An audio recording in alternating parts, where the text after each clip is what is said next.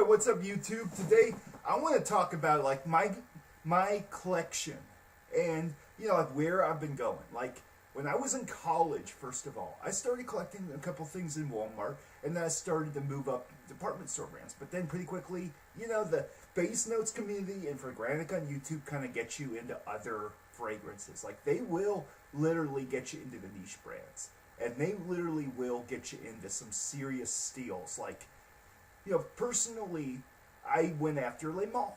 I thought it was going to be a really good scent. I first smelled Aqua di Gio in someone's dorm room, thought it was really sour and weird. But, then I started to realize, like, I got Le Male when I was in grad school. But then I start to see in base notes, wait a minute, Body Coros, Hanamori HM, Pure Malt, there's lots of better stuff out there. Le Male is, a department store brand. And it's basically pushed at people. And they make you think that you got to have appeal wearing it. So that's one thing about a lot of these brands. So, I've been moving more towards, I collect everywhere. And there's a little bit of everything in my collection. Like, I got, the Usher UR, which has kind of a fruity smell. It's very pleasant. I got Guerlain Hobby Roje, which is, kind of a niche brand. But it's made by Mr. Guerlain. And he doesn't give his formulas to anybody. He makes his own fragrances. Guerlain is known to have niche quality, and it is one of the best fragrance houses. And you get to companies like Montal and some of the higher end, like Comme des Grands Camps, and a lot of the higher end brands, and they start to push the envelope, and they use different ingredients, and they can make fragrances that are true art. And if you get Eau d'Absolu, it can have a very exotic smell, but it can be very pleasant. It can grow on people, and they start to create new stuff. Whereas department stores tend to have the same notes. And so the clothing companies tend to have spotty fragrances. Like some of theirs are really good, and some of them are junk. Then you get to department stores, and you see some average stuff, a lot of average stuff.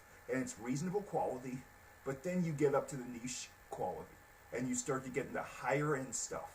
And you start to see pure quality. And where the Clive Christian is $1,500 a bottle because it has the highest quality notes and the highest quality oils that you can get, for that price range. And so you start to see more quality. And this is where a lot of celebrities wear the creeds and they wear the niche brands because they find that, they represent them better.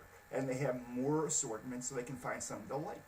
And, there's some niche brands that push the envelope, whereas others don't. I think it was called the Sixth Sense. Now, I got these in minis, and I got these in spray bottles. Probably a good idea, because one of them had almond, and one of them had, nuts and chestnuts. It was different. And so, they really smelled different. And these perfumiers were not working together. They were only working for the same brand, but they had all different styles and just threw stuff together.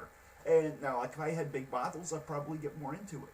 But, it's definitely more assortment when you go to the niche types of fragrance, because these people focus on their products. If you get a suit from Joseph A. Bank, it's going to be a very good suit. If you go to the Brooks Brothers, it'll be a really good one. If you go to Heart-Shaped or Marks or Oxford, and these niche companies, they will get all your measurements. They'll make something that fits perfectly.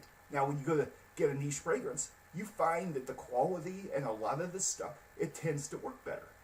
Now, I personally, I have some niche stuff, but, you don't want to attract gold diggers, and you don't want to wear a fragrance that looks like it's $10,000 a bottle that attracts people thinking that you got,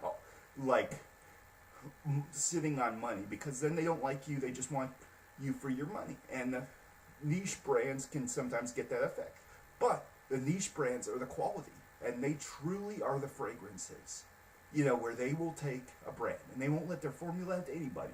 And they have somebody who knows fragrance like the back of their hand. And they make, Mousse Ravageur, and all these niche brands are very popular. Now, people can compare Cool Water to some of the creeds and stuff like that, but the higher quality ingredients will always make the better smell. And then when you actually have people smell it, they'll be like, no, I like this better. So, that's what I wanted to say about niche brands, and thanks for watching.